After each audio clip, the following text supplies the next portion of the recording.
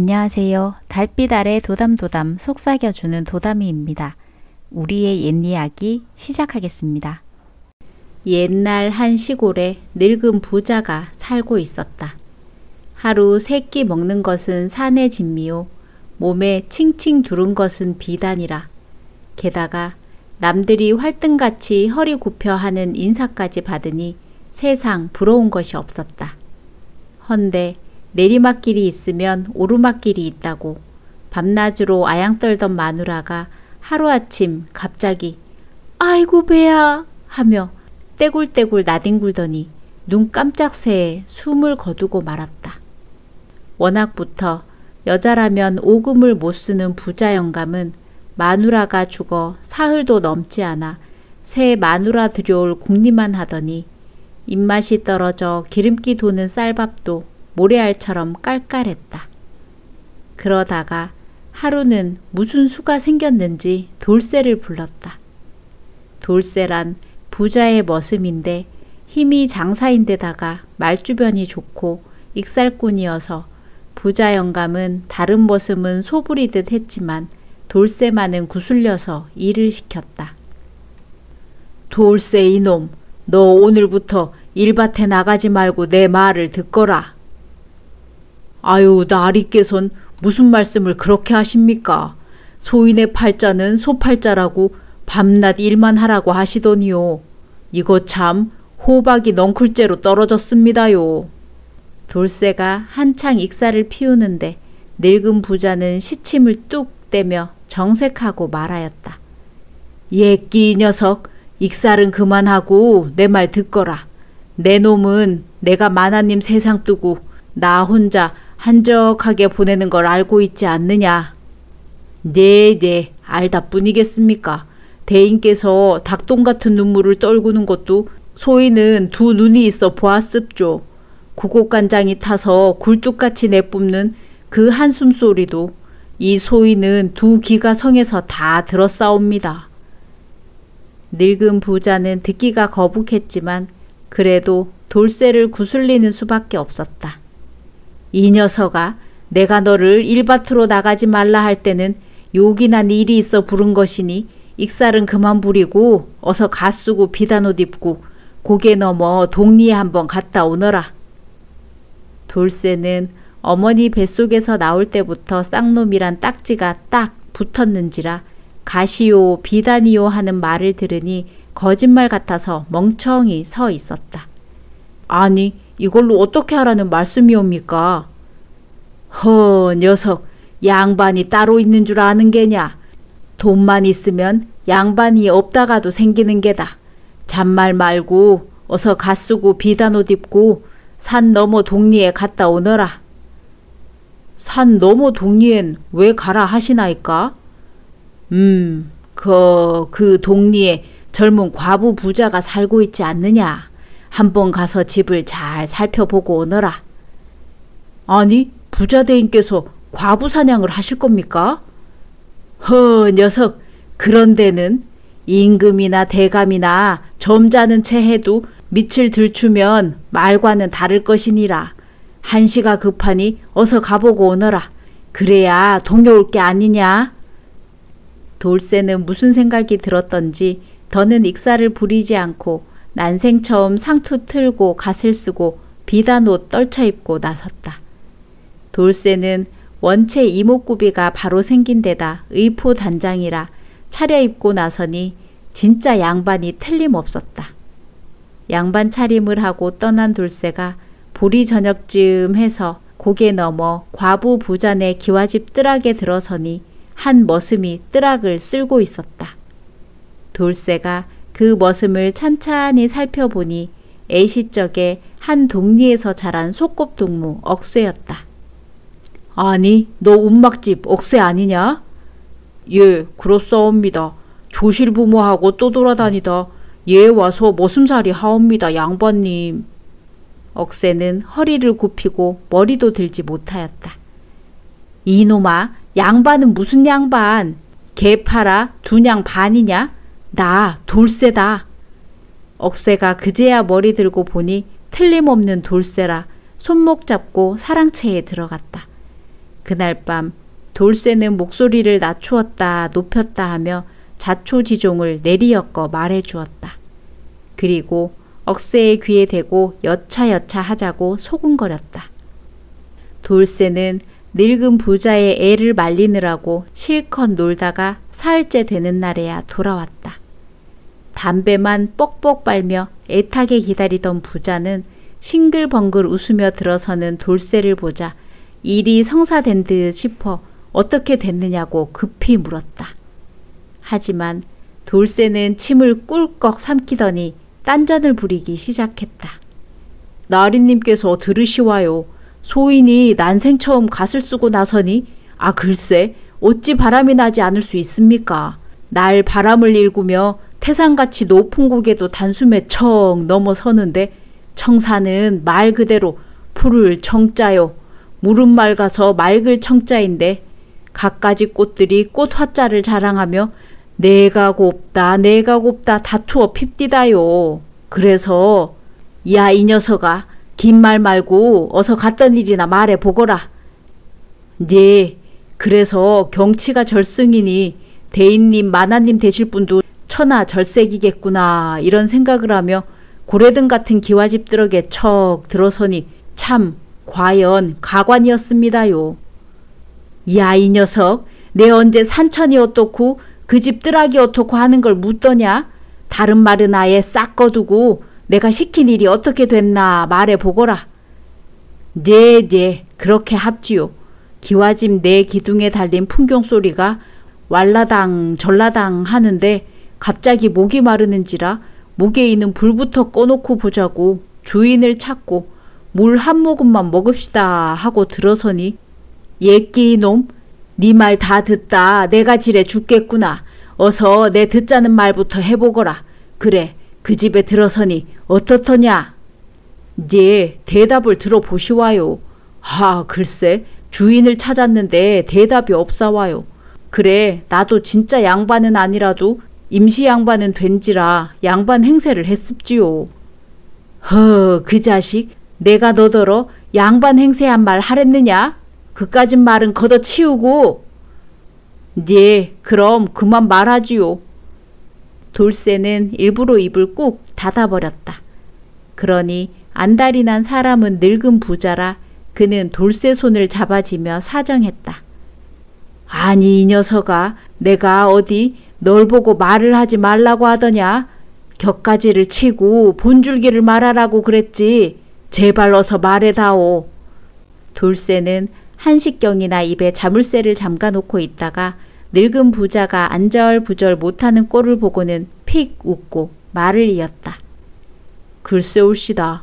목이 말라 물이나 얻어 마시자는 격으로 주인을 찾아 넓으나 넓은 뜰악에 척 들어서니 뜰악은 쥐죽은 듯 고요한데 한 여인이 문을 방긋이 열고 얼굴을 내밀었사옵니다. 그래? 내가 말하던 그 과부던가? 동요올 수 있겠더냐? 주인님은 꽤나 성급하십니다. 콩밭에가 두부를 찾는다고 날콩알이 두부 될 줄 아십니까? 그래 그렇지. 어서 말을 하게나. 내 다시는 자네 말을 꺾지 않겠네. 그래서 나는 지나가는 길손인데 목이 말라 물 마시러 왔다니까 배꼽같이 흰 사발에 구슬같이 맑은 물을 떠가지고 나왔는데 그저 온 뜰악이 대번에 환해지며 햇빛도 무색해지옵더이다. 그래 정말 내가 말하던 그 과부던가? 입술은 앵두 같고 두 볼은 잘 익은 능금 같고 두 눈은 새별처럼 반짝이는데 그래 그 과부가 그렇게 말과 같이 절세 가인이던가? 웃는 양을 볼짝시면 피는 꽃과 같고 가는 양을 볼짝시면 꽃본 나비춤을 추는 것 같고 오는 양을 볼짝시면 물찬 제비 같사옵더이다. 그래 정말 나한테 그런 과부가 생긴단 말이지. 돌쇠는 또 일부러 한참이나 입을 닫아버렸다. 그랬더니 늙은 부자는 그게 정말인가 거짓말은 아니겠지 하며 어서 말하라고 졸라댔다.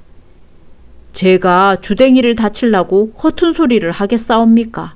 보아하니 천생 배필인데 과부라도 색시 같사옵더이다. 그래, 집을 지키는 녀석들은 많던가. 과부가 머슴을 거느리면 얼마나 거느리겠사옵니까? 그렇게 젊고 절색인 과부는 동서고금에 다시 없는 줄 아뢰오니 어서 손을 써야지.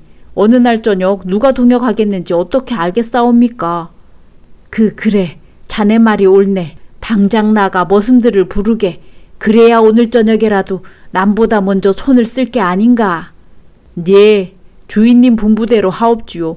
그런데 그 여자에게는 한 가지 흠이 있사옵니다. 무슨 흠인가? 여자란 본디 실버들처럼 유순해야 하겠는데 듣는 말에 의하면 힘이 장수 같아서 누구도 당해내지 못한다 하옵더이다. 자네 내 솜씨를 모르나? 난 죽은 송장도 다스려 일을 시키는 사람일세. 제 아무리 힘이 장수래도 내 이 손에 들면 갈 데가 있나? 조롱 속에 새지. 안 될 말씀이옵니다. 그 집 부자 대인께서는 어찌나 독살스러운지 기어가는 뱀을 쏘아보기만 해도 그 눈독에 뱀이 다 죽었다고 합니다. 그런데도 그 양반은 생전에 그 여자만은 후려잡지 못했다 하옵더이다. 그럼 자네 무슨 수라도 없겠나? 좋은 수야 있지요. 듣자니 그 과부가 여자들의 말만은 그렇게 고분고분 잘 듣는다 하옵더이다. 그러니 집에 규수를 내세우면 길을 들일 것 같사옵니다. 그렇지. 옳거니. 늙은 부자는 무릎을 툭 쳤다. 과부란 동요온 첫날에는 사람을 잡아먹을 듯 하지만 차차 날이 가면 정을 붙이고 살게 되는 법이네. 게다가 꽃 같은 우리 딸년이 엄마 엄마 하고 들이대면 더구나 빨리 정을 붙일 걸세. 이 사람 그럼 남들이 동역하기 전에 오늘 밤으로 손을 씁세. 돌쇠는 늙은 부자의 분부대로 힘골이나 쓰는 동아리를 데리고 그날 밤으로 고개를 넘어가 과부를 동여왔다.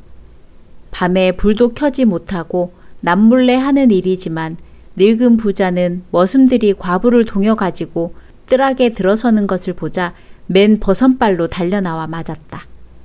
헌데 듣던 말과 같이 사나운 과부는 늙은 부자가 달려나오는 것을 보더니만 사정없이 발로 내찼다. 그 바람에 늙은 부자는 그만 어이쿠 하며 나넘어진 채 일어나지도 못했다. 그는 넘어진 자리에서 헐떡거리며 외마디 소리만 쳤다. 과부가 행악질을 하건 말건 여러 머슴들은 과부를 신부방에 억지로 밀어놓고 나와서 들숨 날숨을 겨우 이어대는 늙은 부자를 부축하여 집으로 들어왔다. 부자는 그래도 그 그림같이 고운 부인을 어서 보자고 신부방께로 어정어정 걸어갔다. 그러나 과부가 어느새 불까지 꺼버렸는지라 부자는 볼 수가 없게 되었다. 그래서 손또듬으로 술 몇 잔을 거나하게 마시고 담을 키우고 나서 아예 신부방으로 들어섰다. 그런데 늙은 부자가 들어서기 바쁘게 젊은 과부가 불이 번쩍 나게 뺨을 갈기고 발로 냅다 차는 바람에 부자 영감은 또 덜렁하고 나넘어졌다. 그래도 생각은 새파랗게 살아서 넘어지면 다시 자리를 차고 일어나 들어가면 또 차 넘어뜨렸다. 서너 번 이런 봉변을 당하고 보니 부자 영감은 더는 들어갈 엄두를 못 냈다. 그제야 부자 영감은 돌쇠가 하던 말이 생각되어 딸을 불렀다. 얘야, 이 예비가 불쌍하지 않느냐. 네가 날 대신해서 어머니 방에 들어가 어머니를 달래주려무나. 여자들이란 그런 법이니. 어이구 어허. 늙은 부자는 숨을 헐떡이며 말도 겨우 했다. 부잣집 딸은 애비 말을 들으니 화가 났다. 자기도 이제는 이팔 청춘 시집갈 나이가 되었는데 애비된 사람으로 딸 시집 보낼 생각은 하지 않고 자기부터 과부를 얻어들이니 안 그럴 리 있겠는가. 그러나 한편 같은 여자로서 그 과부에 대한 동정심이 슬그머니 머리를 들었다. 짐승처럼 묶여와서 백발이 허연 영감을 난군으로 섬겨야 하니 세상도 참 한심했다. 그래서 딸은 두 말 없이 신방에 들어갔다.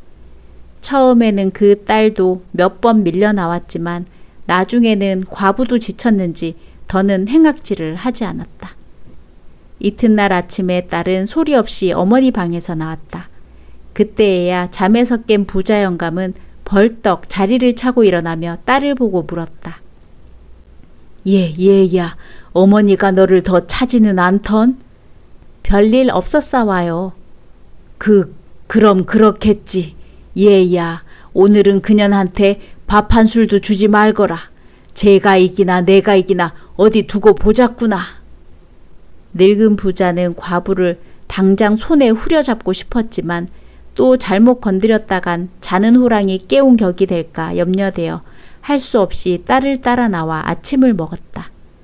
아침을 먹고 나니 긴 밤을 밀고 닥치고 한지라 늙은 부자는 사지가 나른하고 정신이 혼몽해서 또 그 자리에 곤드라져 잤다. 헌데 딸은 본래부터 측은한 생각을 가지고 있던 차 하룻밤이라도 동무해준 정이 있어 아버지가 밥 한 술 주지 말라던 당부도 금은밤같이 까맣게 잊고 밥을 들고 과부방에 들어갔다. 딸은 과부한테 공소원이 밥을 놓고는 어쩐지 그저 불쌍히만 생각되어 말 한마디 하지 못하고 나와버렸다. 뭐라고 말하다가는 자기도 함께 울 것만 같아서였다. 하루에는 또 중대가리 콩알 굴듯 눈 깜짝 새에 서산마루에 뚝 떨어지고 무별이 반짝이는 밤이 왔다. 밤이 되자 늙은 부자의 생각은 5, 6월 독사처럼 살아났다. 그는 곧바로 과부방으로 들어갔다. 헌데 또 전과 같이 발 들여놓기 바쁘게 불이 번쩍 나게 몇 대 얻어맞고 발에 채여 밀려나와 어이구 하며 쓰러졌다. 딸은 아버지가 불쌍하기도 하고 괘씸하기도 하여 자리에 눕히고 또 자기가 스스로 과부방에 들어갔다. 헌데 과부도 같은 생각을 하는지 그만은 때리지도 차지도 않았다. 딸은 말없이 슬그머니 과부 곁에 가 누웠다. 그래도 과부는 가타부타 아무런 말도 없었다. 그럴수록 그녀가 더 불쌍하게만 생각되었다. 딸은 사람이 짐승처럼 묶여 다니는 것이 생각할수록 기가 막혀 끝내 과부의 품에 머리를 파묻고 울고야 말았다. 그러니 그렇게 우악스레 굴던 과부도 늙은 부자의 딸을 쓰다듬어 주었다. 그럴수록 딸은 더 흑흑 흐느끼며 울기만 하였다. 울면 울지 말라 머리를 쓰다듬어 주고 머리를 쓰다듬어 주면 또 울고 하다 나니 이튿날 밤도 다 갔다. 늙은 부자는 꽃과 같은 젊은 과부를 신변에 가져다 놓고 제 소나기에 당장 넣지 못하는 것으로 해서 벨이 막 새끼처럼 비비 탈렸지만 벌써 이틀 저녁이나 호된 맛을 본지라 돌쇠 말대로 사흘째 되는 날에도 딸을 들여보냈다. 그런데 나흘째 되는 날 늙은 부자가 이제는 제가 들어갈 날이 되었다고 과부방에 들어가려는데 그 딸이 막아 나섰다. 아버지, 안 돼요. 제가 들어가야 해요. 아니, 사흘이면 된다던데 아직도 구보 안 들던? 고년이 정말 사람 잡아먹는 호랑이보다 더한 년이로구나. 아무쪼록 잘 얼려라. 늙은 부자는 하는 수 없이 또 자기 딸을 들여보냈다. 그런데 일은 시작이 있어도 끝이 없었다. 닷새날 저녁에도 엿새날 저녁에도 늙은 부자는 과부방에 발을 들여놓지 못했다. 열흘이 되었는데도 딸은 또 자기가 들어가야 한다고 말하였다. 늙은 부자는 그만 도골은 고추가 되고 말았다. 이 기집애야, 이게 벌써 며칠이냐? 그래, 아직도 마음을 열지 못했느냐? 그럼 아버지 한번 들어가 보세요. 들어가라면 못 들어갈까? 늙은 부자는 짐승을 길들이듯이 한번 호된 매를 대서 길들여 보려고 팔뚝 같은 몽둥이를 쥐어들고 문을 차고 과부방에 뛰어들었다. 그러나 늙은 부자가 그 몽둥이를 써 보기도 전에 몽둥이는 동강이 나서 방바닥에 나뒹굴었다. 늙은 부자는 또 쫓겨나고 말았다. 아버지, 이젠 그만두세요. 아니, 뭐? 이따위 법은 누가 냈는가요? 남편 없는 과부는 짐승과 같아서 동요 오는 건 하늘이 낸 법인데 그래 그 계집년이 어쩔 테냐. 내 꼭 길을 드릴 테다. 늙은 부자는 석자 넉자 뛰었다. 그럼 난 몰라요. 아버지 또 들어가 보세요. 그렇지만 그 방은 아버지 들어가실 방이 아니에요. 저리 비켜라. 오늘 저녁엔 내 그년을 가만 놔두지 않겠다. 무지막지한 늙은 부자는 딸의 말귀를 알아도 못 듣고 불문곡직하고 죽기 내기로 과부 방에 뛰어들었다. 그런데 이번에는 과부가 아니라 딸이 따라 들어와서는 아버지 앞을 막았다. 아버지는 이 방에서 나가야 해요. 아니, 뭐가 어쨌다고? 아버지, 저 사람을 보세요. 저희는 아버지가 바라는 그 과부가 아니라 그 집 머슴 억새입니다. 아니, 뭐? 늙은 부자는 그만 그 자리에 풀썩 주저앉고 말았다. 아버지, 저는 저희를 따라갑니다. 하느님더러 다시는 그런 법 내지 말라 하옵시와요. 억새는 부잣집 딸과 함께 연기처럼 사라졌다. 늙은 부자는 젖먹던 힘까지 내서 겨우 문설주를 잡고 일어서서 소리쳤다. 아이고, 이게 무슨 꼴이람. 하느님, 이게 무슨 짓이옵니까? 과부 사냥 나갔다 사위 사냥 해왔으니 아이고 내 가슴 터지외다. 과부가 내 딸 차고 가오. 과부가 장가 가오. 늙은 부자는 울음에 목이 막혔는지 그만 꼬꾸라져 다시는 일어서지도 못했다. 이때 사랑채에서는 돌쇠와 머슴들의 웃음이 터져나왔다. 이놈의 법은 말일세 과부를 장가 보낸단 말이지. 오늘의 이야기는 여기까지입니다. 재미있으셨다면 구독, 좋아요 부탁드립니다.